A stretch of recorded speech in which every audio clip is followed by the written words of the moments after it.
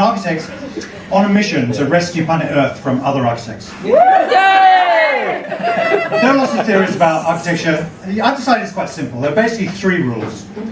Don't be a douche, be persuasive, and try not to kill people. So you might think that architecture is a douche-free zone. You'd be wrong.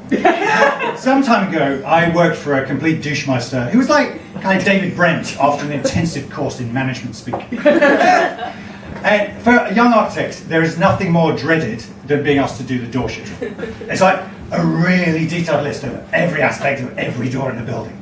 Just ball-crunchingly tedious. I mean, in terms of enjoyment, waxing Donald Trump's bum crack would be preferable. So there I was. People are looking traumatized. Just think about that every time you use Velcro. Okay? It's just Donald!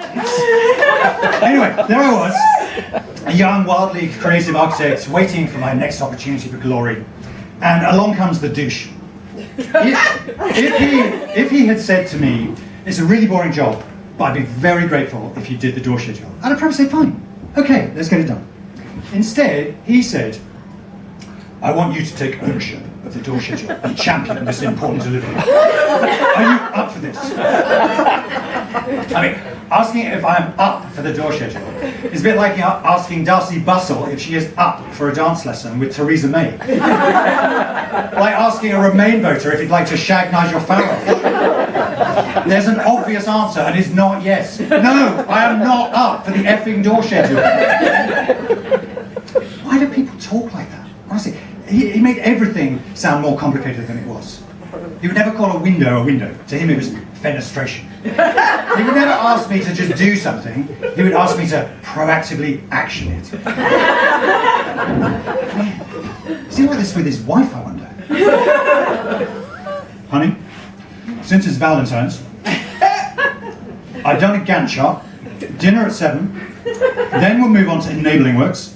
I've detailed the copulation schedule with a full erection sequence, and I'm predicting practical completion around 11 p.m.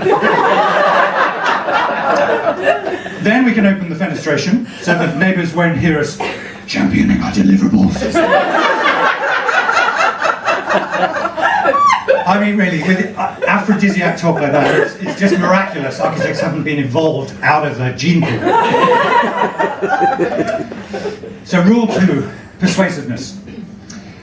I learned the lawnmower approach from an office manager called Sue. Bit of a rough diamond. And one day I was standing by her desk getting really pissed off with the printer that wasn't working. And I said, God, it makes you just want to chuck it out the window, doesn't it? I wasn't expecting much of an answer, but she said, I did that with a lawnmower once.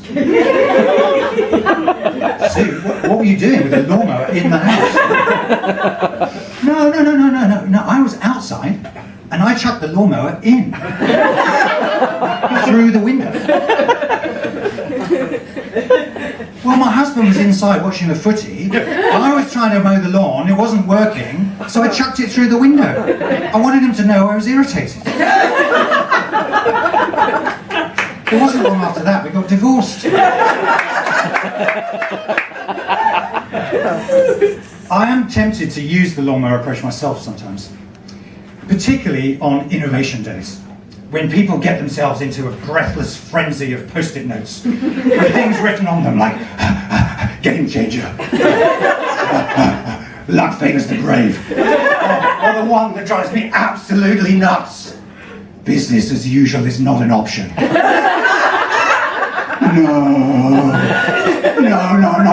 No, please, not that one!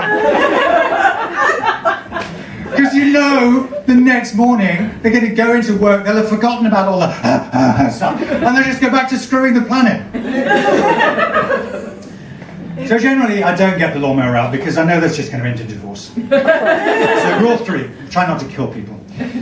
Take the example of the architect for the walkie-talkie building. When that's the building in London, you know, on the Thames, horrible thing. When that opened, the curved facade was focusing the sunlight so intensely that it was melting cars on the other side of the street. It was relabeled the walkie scorching. There was a public outcry, and a sensible PR response would have been, we'll sort it out. the architect went for the supervillain approach. Oh yeah, the same thing happened on a building we did in Vegas, but if someone gets fried in Vegas, who cares, right? Nailed it. Yeah, brilliant. You screwed up not once but twice. You hate Las Vegas, and you're blasé about building a human barbecue.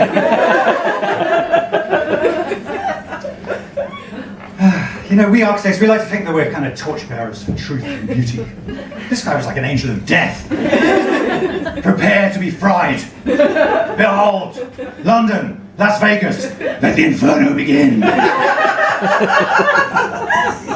So, I think it's time for a major rethink on sustainability. Far too much of it sounds like, hey, we found a way to kill 10% fewer people. Isn't that great? No, it isn't. How about a plan for full survival? I've genuinely been called a knitted hippie by a client for suggesting that. I mean, really, I don't have the hair for that. So, not all my clients are like that. I've actually got a lovely ecological community as a client at the moment. They've got some quirky ideas about, sort of cosmic spirals and channeling energy and so on. A lot of people think they're a cult. I think they're pretty harmless. I did meet some people from a genuine death cult recently. It's seriously scary. They think endless growth is possible on a finite planet. You might have heard of them. They're called Goldman Sachs. And you wouldn't believe how many followers they have. But don't worry, we can beat them. And they won't take post-it notes. I've been talking mainly about architects. The same rules apply to other well-meaning folk in the sustainability world. And I've noticed that occasionally they demonstrate slightly douchey behaviour. They use words like biospheric balance or the economics of ecosystem services. Why not just say the stuff we need to live? And they use terrible approaches to persuasion, like, the Earth's going to shit and your company's to blame. Yeah, right. Why not just chuck the effing lawnmower? As if that's going to work. So what am I advocating? Use language people understand. Don't blame, unless it's Goldman Sachs, of course. Collaborate, move to action as quickly as possible, and under no circumstances should you ever mention Donald Trump's bum crack. Thank you. Good night.